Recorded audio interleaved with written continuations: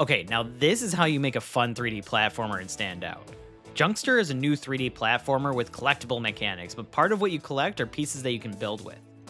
The game even has a unique style that I really like, where it presents itself as if you're an alien reading a bunch of comics starring the little robot 13. Or is it UM13? Either way, he looks like Bender from Futurama if he got a new orange paint job and a giant wrench tool, who after landing on a junkyard plant needs to scavenge levels for different parts to build a new rocket ship to leave. With the game being split into 18 different levels that are filled with obstacles to get around. Each level is laid out as if it's a different issue of a comic book with the collectible item attached, with that collectible item being what you're looking for when you land on that part of the planet. And in order to get to it, you're going to have to use UM13's ability to build in order to solve puzzles. And this is where the game stands out the most. See, in certain parts of the map, there are these building squares or lines. These areas allow you to place the different materials you collect across the stage in order to build in whatever direction you want from there. Which can be simple like building a bridge or pathways to get around to a spot, but they have a limit as each spot can only hold a certain number of the building pieces you find. So you'll need to get creative sometimes in order to hit the objective with the limited amount of space. Junkster is very generous though, where to me I never felt like I was limited by this, and I was able to find solutions to the problem every time.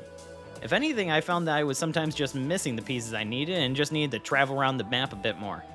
But with the maps being pretty small and condensed, I was normally able to find everything in it pretty easily, including some hidden items like these sticker packs, and the various gears hidden around the map. Which the game controls a lot like most 3D platformers, especially with the double jump mechanics, which remind me a lot of playing Ratchet and Clank back in the day.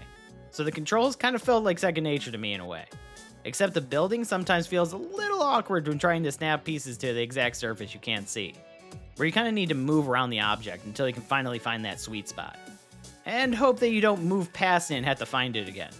I played this game with a controller, so I don't know if this same problem exists when you're using a mouse and keyboard, but it luckily was only a problem in short moments, and honestly I think you can even build around that if you're creative enough, which I have to say I created some monstrosities of building plans. Like in this level where you need to build platforms in order to make it around this area in a set amount of time to hit all these buttons on floating platforms. Now a sane person would probably map this out, finding the best way to make it so they could run through here hitting the buttons in sync. Not me. No, instead I opted to go the laziest route possible and I would have platforms leading to some of the buttons, then using those as jumping points to reach others, and hope I didn't miss any of the jumps or I would have to start over. And in my backwards way of solving these puzzles, the game doesn't stop you. You have the freedom to make the dumbest decisions possible in order to solve these puzzles most of the time, which made the game really fun to play. I didn't feel like I was being restricted to figuring out the single way to solve a puzzle. Instead, I could experiment with the dumbest ways to solve a puzzle before one of them finally worked against all odds. Including but not limited to building something as I was actively climbing it. And don't worry, if you accidentally put something in the wrong spot or you find that you need to use one of those pieces again, all the pieces you use can be taken back into your inventory and reused. There's only a few maps where the pieces you add are stuck when you put them somewhere, and those are usually labeled pretty well to let you know. But there is another aspect to the building, which I think is my favorite part, and that's the vehicles. In some levels of the games, you're given the ability to build little controllable vehicles that you can run around the map with.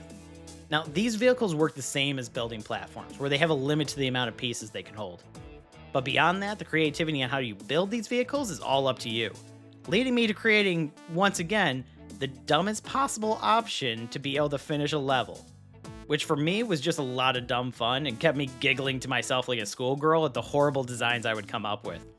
And it makes the gameplay of Junkster a lot of fun. And there's even some extra little features of the game that I think are fun enough to also talk about here. Like every issue of the comic has UM13 collecting an item on the map. And once you collect the item, they fill in this little diorama on the main menu you can view, with everything from the ship you're building to a toilet showing up. And I love the comedy behind the items that you'll be looking for. One of my favorites being this arcade machine that is just for a game called Junkster. It's a small little meta joke, but it made me laugh when I first saw it. Then there's the sticker book, where you can place different stickers however you want. And you can find additional stickers on some of the levels hidden around somewhere.